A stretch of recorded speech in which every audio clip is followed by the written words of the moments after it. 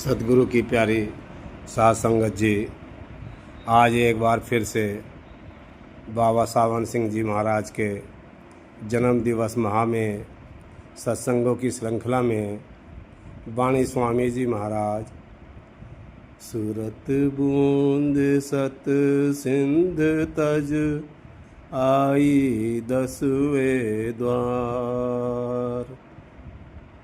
सूरत बूंद सत सिंध तज आई दसवें द्वार।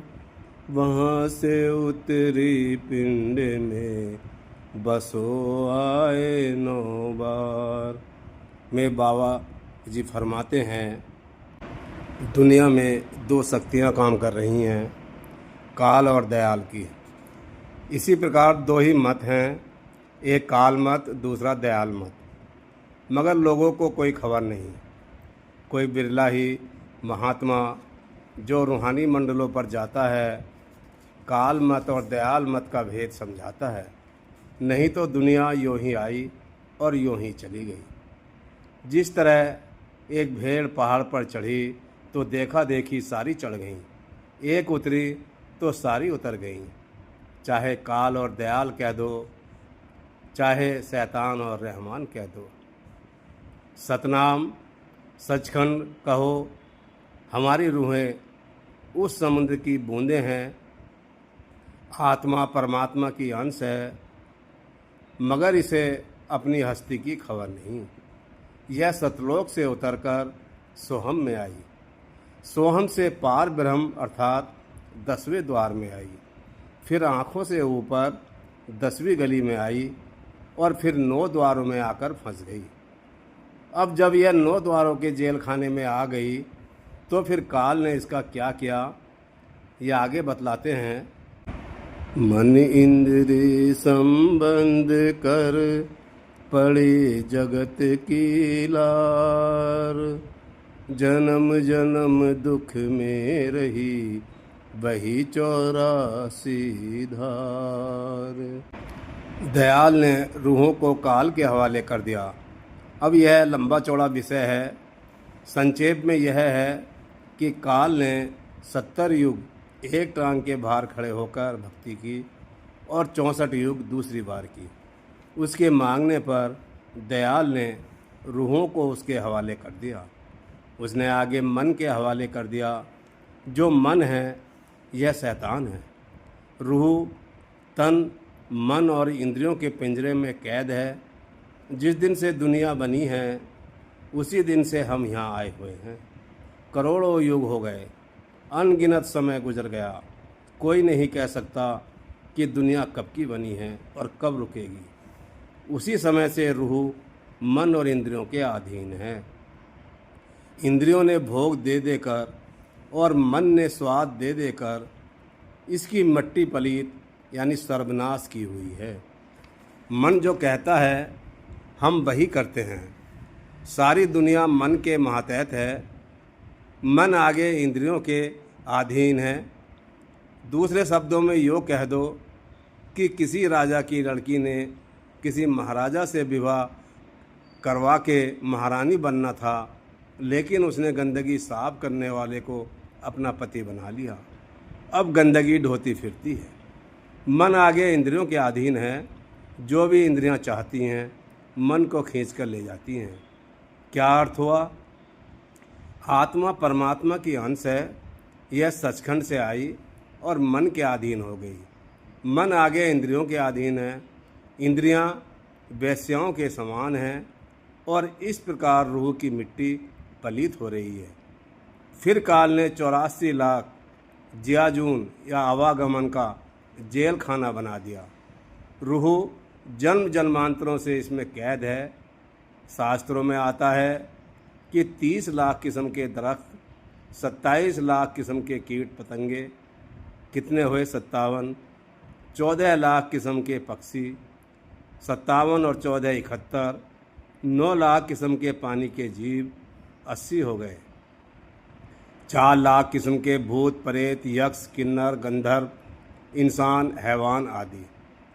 हमें आज तक इस जेल खाने से निकलने और अपने घर जाने का राह नहीं मिली। अगर राह मिली होती तो हम आज यहाँ क्यों बैठे होते। सुध भूली घर आदि की सतपुरुष दरबार, नर देही जब जब मिली किया न सतगुर प्यार। दुनिया को यह भी खबर नहीं कि हमारा कोई अपना देश भी है। हमारा देश सचखंड है। हमें पता ही नहीं कि हमारा देश कौन सा है, हम कहाँ से आए हैं, किस लिए आए हैं। हम कहते हैं यही जग मिठा अगला किन डिठा। हम यहाँ चोरियाँ यारियाँ बदमाशियाँ में पड़े हुए हैं और ज्यों ज्यों भूले फिरते हैं त्यों त्यों खराब होते हैं। अब इस देश में से निकलने का जरिया बताते हैं कि वे महात्मा जो उस देश में से आते हैं हमें अपने देश की खबर देते हैं। वे बतलाते हैं कि वह शांतिमय देश है, वहाँ न गर्मी है, न सर्दी, न दुख है, न सुख। आओ आपको ले चलें। लेकिन हमारा मन ऐसा भ्रष्ट हो चुका है कि उधर ख्याल ही नहीं करता। उनके उपदेश के अनुसार अपने देश को चलना तो एक और रहा, हम उनको आराम से बैठने भी नहीं देते। उन पर दोष लगाकर उनको मौत के घाट उतार देते हैं। वे महात्मा हमें जन्म मरण के चक्कर से छुड़ाने आते हैं, हम उनको गलत समझ बैठते हैं। 184 लाख जिया जून में से यदि कोई उत्तम और श्रेष्ठ देह है तो वह मनुष्य की है। इसे नर नारायणी देह कहा गया है। यदि इंसान को ऐसा ज्ञान न हो कि मनुष्य देह सर्वोत्तम है तो जन्म मरण का चक्कर समाप्त नहीं होता। यदि यह इस बात को समझ ले फिर कौन आए कौन जाए, क्योंकि मुक्ति का साधन मनुष्य देह है और कोई देह नहीं। यदि मनुष्य देह पाकर कोई महात्मा न मिला, जन्म मरण समाप्त न हुआ तो फिर 84 लाख योनियों के जेल खाने में धकेल दिया गया। सो हमेशा से जीव 84 में ठोकर खाता फिरता है। सन से सोग भर मत रही क्यों कर उतरे पार, सतगुरु संत दया करी आए धर अवतार। कहते हैं वे संत महात्मा हमें इस जेल खाने से छुड़ाने के लिए आते हैं, हमारा जन्म मरण ख़त्म करने के लिए आते हैं, मगर हम उनकी बात नहीं मानते। संतों का उपदेश क्या है कि तुम्हारे अंदर मालिक है। किसी महात्मा से उपदेश लेकर उसको अंदर प्रकट कर लो ताकि तुम्हारा जन्म मरण का चक्कर समाप्त हो जाए। बहुविधि अब समझावई मार्ग शब्द पुकार, काल बिछाया जाल अस गुप्त कियामत सा। अब संतों ने हमें यहाँ से निकालने का क्या साधन रखा है। शब्द, मीठे से मीठा राग, प्यारी से प्यारी गुरबाणी, वह राग हर समय तुम्हारे अंदर हो रहा है, कभी बंद नहीं होता, दिन रात चालू है। सारे संसार के लिए मालिक का एक ही कानून है कि जिसने आवागमन के चक्कर से निकलना है, इस आंतरिक राग को सुनकर निकलना है। सभी संत महात्मा होका दे रहे हैं कि तुम अंदर जाओ, तुमको जन्मों जन्मों का ज्ञान हो जाए, तुम अंदर जाओ, तुम अपने देश को चले जाओ ताकि तुम्हारा जन्म मरण समाप्त हो जाए। मगर काल ने क्या किया है, इंद्रियों के भोगों, दुनिया की लज्जतों, बेटे बेटियों का मोह और दुनिया की चीज़ों का प्यार का ऐसा नशा चढ़ा दिया कि हम संत महात्माओं की बात नहीं सुनते, चाहे वे कितना जोर दें। यदि सत्संग सुनकर मान भी जाते हैं तो घर जाकर फिर भूल जाते हैं। इस दुनिया के भोगों का, श्राप का नशा नहीं है तो और क्या है। हम प्रतिदिन लोगों को मरते हुए देखते हैं, मगर कभी अपना ख्याल नहीं करते, बल्कि कहते हैं कि हमने नहीं मरना, मरने वाले और हैं। करम भरम पाखंड का कीना बहुत पसार, विद्या रस ज्ञानी ठगे वाचक अति अहंकार। कहते हैं, जिस तरह सारी उम्र मिश्री मिश्री कहते रहो और खाओ ना, तो मुंह मीठा होता है न स्वाद आता है। इसी तरह वो जो नाम है खंडों ब्रह्मांडों पर है। जब आप पिंड छोड़कर ब्रह्मांड पर चढ़ोगे और उसके साथ लग जाओगे, तब मुक्ति होगी। जड़ चेतन ग्रंथि बथे, थोता करे विचार, सूरत शब्द की राह को करे न अंगीकार। मैं पहले भी कह चुका हूँ कि आदमी के अंदर दो शक्तियाँ हैं, एक दयाल की, दूसरी काल की। किताबें जड़ हैं, सो सारी उम्र किताबों का विचार करते रहे, जड़ हो गए। अगर अंदर जाते तो चेतन हो जाते। पहले यह शरीर जड़ है, जब अंदर जाओगे इसे छोड़ दोगे, फिर अंदर सूक्ष्म शरीर है।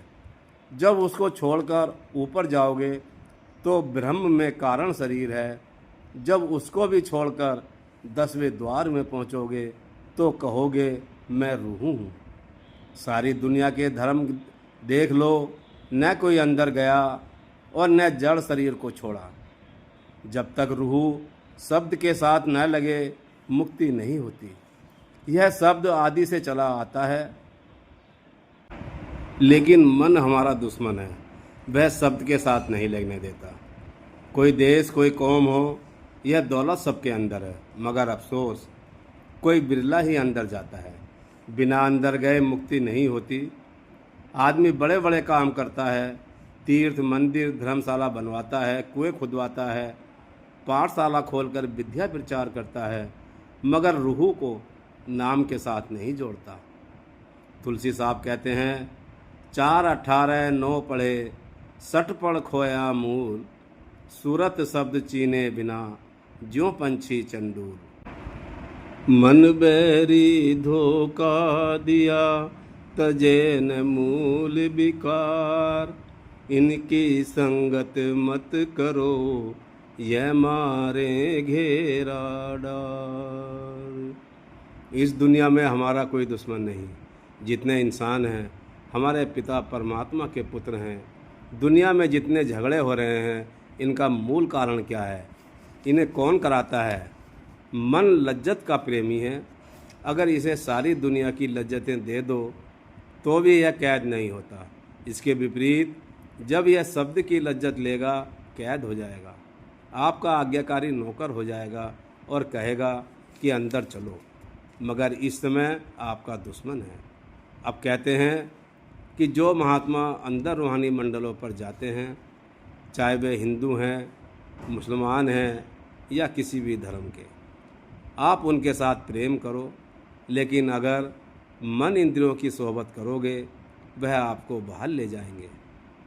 खोज कोई कोई होएगा, बादी सब संसार, रोजगारी भेखी सभी, मानी मान आधार। जो परमात्मा की दरगाह में पहुंच चुके हैं, वे दुनिया में कहीं कहीं हैं। इसी प्रकार जो खोजी, जिज्ञासु, उनसे नाम लेकर कमाई करते हैं, वे भी बिरले बिरले हैं। नहीं तो अधिकतर नाम लेकर छोड़ देते हैं। हमारा कर्तव्य क्या है? हम सुमरन करके 9 दरवाजे खाली करें, फिर सूरज मंडल, चंद्रमा मंडल और तारा मंडल पार करके सद्गुरु के चरणों तक पहुंच जाएं। यहाँ तक सद्गुरु का कोई काम नहीं। विद्यार्थी का काम है कॉलेज जाना। अगर वह कॉलेज नहीं जाता तो प्रोफेसर का क्या दोष? हम कहते हैं हमने नाम ले लिया, अब सद्गुरु गठरी बांधकर हमें ले जाएगा। यह ठीक नहीं है। सद्गुरु कहता है कि आपके अंदर नाम है, आप उसके साथ रूह को लगाओ। और सद्गुरु के चरणों तक पहुंच जाओ। इसका नाम है सद्गुरु सेवा। सद्गुरु जो सेवा बहाल लेते हैं, कोई मकान बनवा दिया, जैसे सत्संग घर है, यह उसके लिए, अपने लिए नहीं है, बल्कि आपके लिए है। असल सेवा नाम की कमाई है। अगर गुरु बाहर मांगता फिरता है, वह गुरु नहीं। राधा स्वामी गाइया, इनसे रहो होशियार। संत शरण दृढ़ कर गहो, काल बड़ा बरियार। हुजूर स्वामी जी महाराज कहते हैं कि यह जो दुनिया के ठग हैं, इनसे बच कर रहो और संतों की शरण लो। वे आपसे कौड़ी नहीं लेते, वे आत्मनिर्भर हैं, अपनी मदद आप करते हैं। वे कहते हैं कि आप नाम लेकर उसकी कमाई करो ताकि आपकी मुक्ति हो जाए। वे आप भी नाम की कमाई करते हैं, आप भी उन्हें देखकर नाम की कमाई में लग जाओ। संतों की शरण सबसे मजबूत किला है। सूरत न पावे शब्द रस, तब लग रहे खुआर। ताते सतगुर संग कर, पहुँचो निज घर बार। शब्द कहो, बागे इलाही कहो, जब तक रूह को अंदर उसकी लज्जत नहीं आती, जन्म मरण समाप्त नहीं होता। जब हमारा सबका हाड़ मांस एक सा है, नाक मुंह एक सा है, तो जो इसको बनाने वाला है वह एक है। इसलिए सभी के लिए एक ही कानून है। अगर कुछ अंतर है तो केवल भाषा का। जो अरब में पैदा हुए उनका नाम अरबी में रख दिया, जो फारस में पैदा हुए उन्होंने फ़ारसी में रख दिया, और जो हिंदुस्तान में पैदा हुए उन्होंने हिंदी में रख दिया। लेकिन जो अंदर जाने का रास्ता है वह सभी के लिए एक है। जो मजहबों की शरीयतों में बैठे हैं उनके रास्ते अलग अलग हैं, लेकिन जब आप किसी गुरु की सोहबत करोगे, वह आपको कहेगा कि आपके अंदर वह शब्द है। जब आप उसके साथ प्यार करोगे, आपका जन्म मरण समाप्त हो जाएगा। यह जो रास्ता है किसी आदमी का बनाया हुआ नहीं, बल्कि उस कुल मालिक का बनाया हुआ मार्ग है। दिव्य कृपाल सदा।